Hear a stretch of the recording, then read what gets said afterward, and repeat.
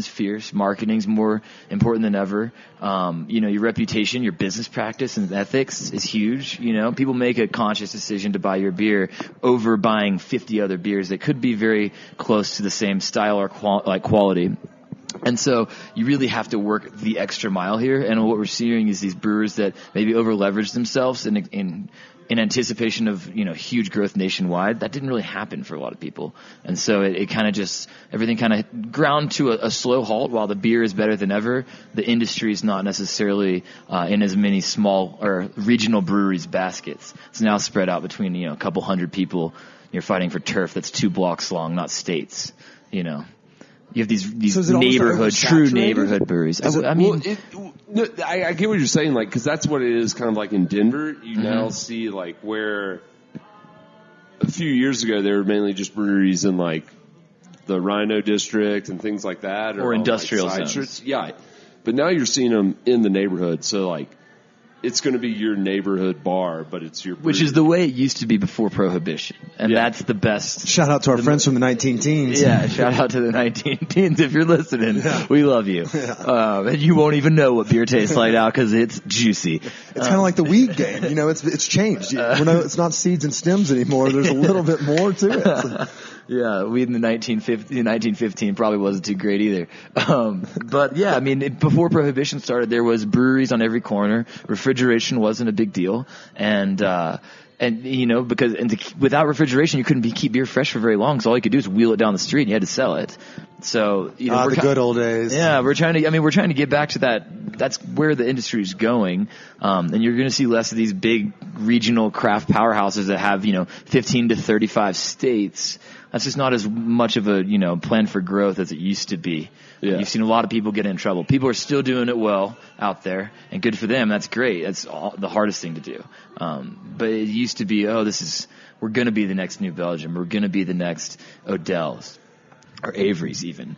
And those have all been, except for Odell's, almost been picked off by, investment groups and I would say crazy big I would say it will be a cold day in hell when Odell sells out. That's what everyone said about New Belgium, though. So hang tight. Yeah, I know. Who knows? No one's safe. It's like Game of Thrones out here in the beer world. That's the only thing I can say. I get it too. If somebody you never know who's getting cut. If somebody came to me and slid a piece of paper with a number on it, and it was a very large number, you'd say yes. That's what everyone would say. It's America. It's what we do. I want that condo in Vail, baby. Yeah. No one goes to work because they want to go to work. Yeah. Everybody wants to be retired living in Vail. And if you want to go to work, that just means you probably don't make very much money. You just have a good time. Hi, I'm Kip. Yeah. I don't hate my job nearly as much as some folks. Kip's getting rich off podcasts. Wait, what podcast? Yeah. We're going to pilot off My Favorite Murder or something like that. We need to start a serial podcast if we're going to make some actual cheddar off of this thing. All right, so with the market shrinking and stuff, though, do you think the market's growing? I don't want anyone to be confused by what I'm saying here. The market is growing. More people are drinking more craft beer every day. Not by the 20% it was in 2013 or 2012. But the craft beer is growing. It's just a lot more hands out that are trying to get, that piece of the pie. The pie is getting cut into a million more pieces every single day. So craft beer as a whole is strong. The category of craft beer is great. It's never been a better time to be buying beer as a restaurateur or as a liquor store owner or as a consumer. It's maybe the best time ever, if you know what you're looking for. It's just a really hard time to be in the industry of brewing and to look at the business side of things. To get yours in front, your label sold every day because we're sitting here in front of a spread of 5 or 6 different localish beers. Yeah, we've got the whole gamut of Colorado here. We got Four Noses in Denver, Tivoli in Denver, Telluride Brewing is in Telluride, obviously, Epic's in Denver. Got Funkworks from Fort Collins. Funkworks is great. And so it's like you're almost fighting for shelf space, so and I guess it kind of depends on what your flavor or what your palate enjoys, but what is it that you would look for when you go to a beer store? Do you look for a specific thing or do you go in there and ask around, kind of ask, let's say the gentleman behind the register, I'm kind of craving something hoppy, not Sierra Nevada, but something different kind of feel, or how's that work?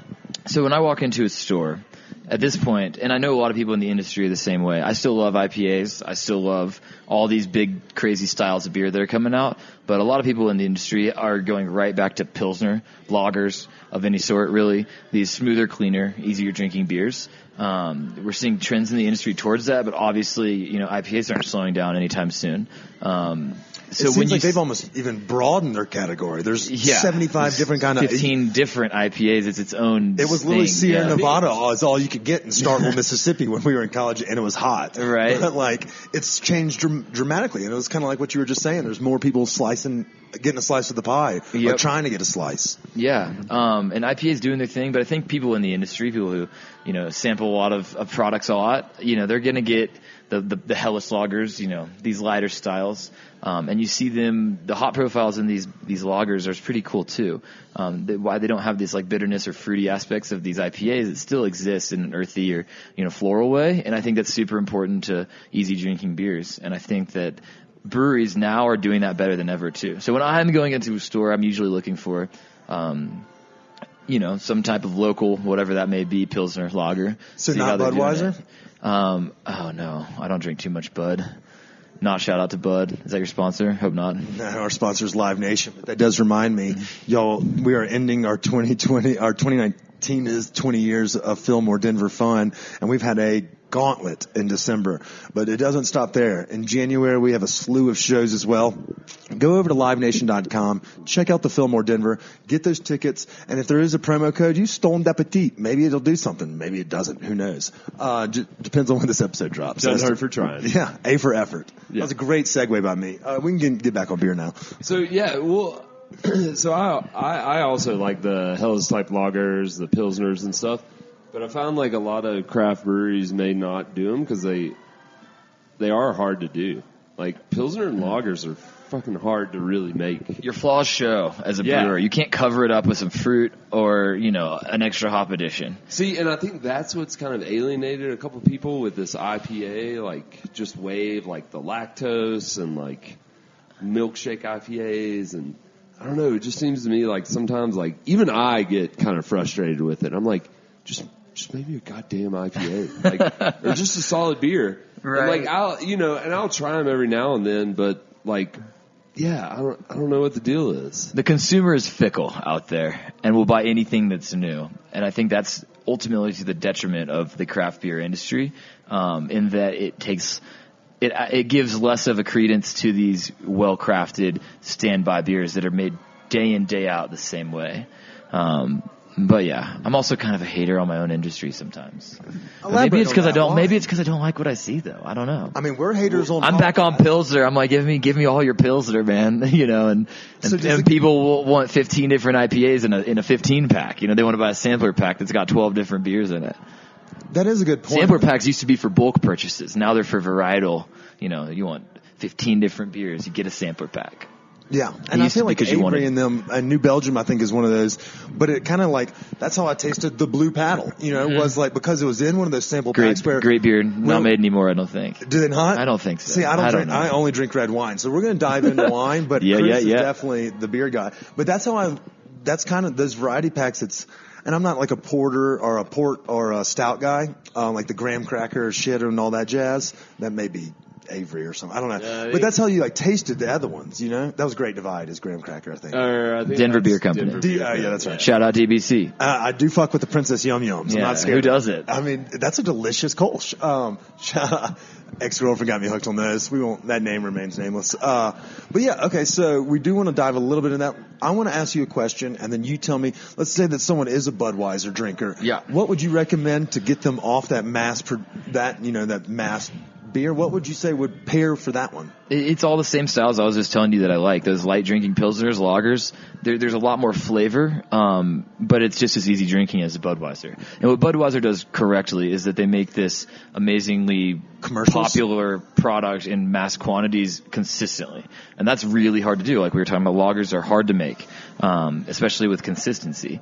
The time it takes is really important. And so when you you selling a beer to a Budweiser drinker, you're going to sell them that lighter style of beer. A Kolsch would be a great example of one. Nothing with fruit, nothing with hops, nothing with hop bitterness, especially. They don't want to taste tropical fruits in their drink. They like Budweiser. So you give them a Helles Lager, or like this Tivoli one, or you give them, whatever you got for Pilsner Lager, light styles like that with no crazy additions, no crazy adjuncts. And I think a lot of the time, they come around on it, so they can taste the freshness, they can taste a lot more flavor, and they like that. So, I've found a lot of Budweiser drinkers will convert. Maybe they leave Colorado, they're on their vacation and they want to have a local beer. And then that'll get their fix, while they're here, and then they go home and probably buy Budweiser again. But, we don't sell beer to them when they're at home. There you go. That's a good point. So do you sell to liquor stores, and what is one of the sexier beers that's moving right now? Let's talk Colorado beers. What's one of the sexier beers that's being moved that you're seeing like you can't keep on the shelves? That it's almost like the Tickle Me Elmo of beers. Oh man, remember that gift when it was like sold out? I mean, we were probably a little old for it, but I remember the craze. Yeah. You got one on your bedroom, don't you? Right next to your bed. Yeah. You're talking about my pocket pussy? Yeah, I'm talking about your tickle. Is that what you call your Tickle Me Elmo? All right. No, I mean, I think hazy IPAs are still what everybody's chasing after right now, and who knows what the trends will be. But yeah, I mean, there's a lot of great beer in the state, a lot of really good breweries. And it's to have a favorite anything like that is almost impossible. There's a lot of beers that I don't like that I won't talk about on this podcast, but no, do it. No, we talk about people we don't like all the time. Yeah, well, I'm not going to do that. Those guys can keep doing their thing, and the market will come around on them. It's karma. I don't need to get out there and blast them. Look at he's way nicer than we are. How about I just say this? If you're out there listening and you're drinking a beer you don't like, don't buy it again. That's all I have to say. Bruner just stop buying beer you don't like. But I mean, I feel like it's almost like a trial and error because like, and I oftentimes, I know what kind of wine I like, so I get the same kind, but oftentimes the label alone will do it. Do a little ASMR.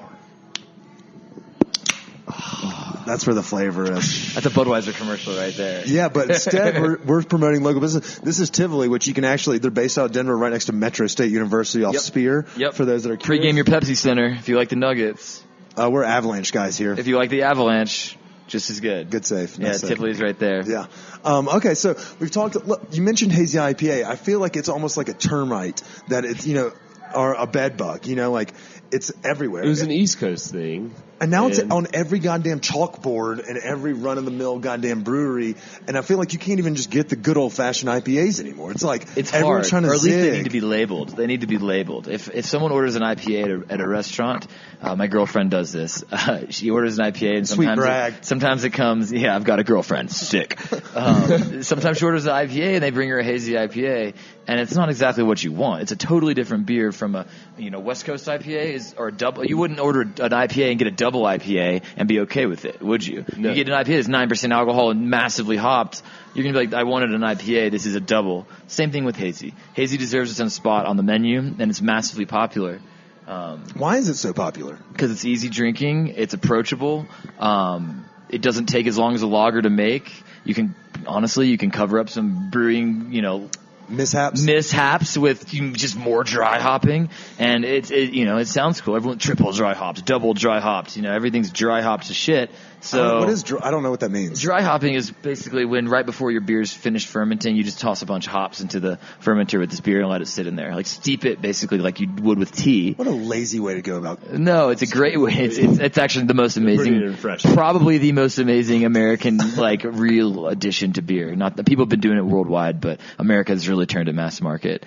I heard that we've recently added more hops to things. Everybody, go ahead. There's hops to it. I wish my voice could crack like that. I got to smoke a little bit more. But no, I'm glad that you called that. Most of our guests are not movie watchers, so I'm glad that you were able I've been thinking about watching Superbad for a year now. I need to get her out. I'm sure it's out there on some streaming service.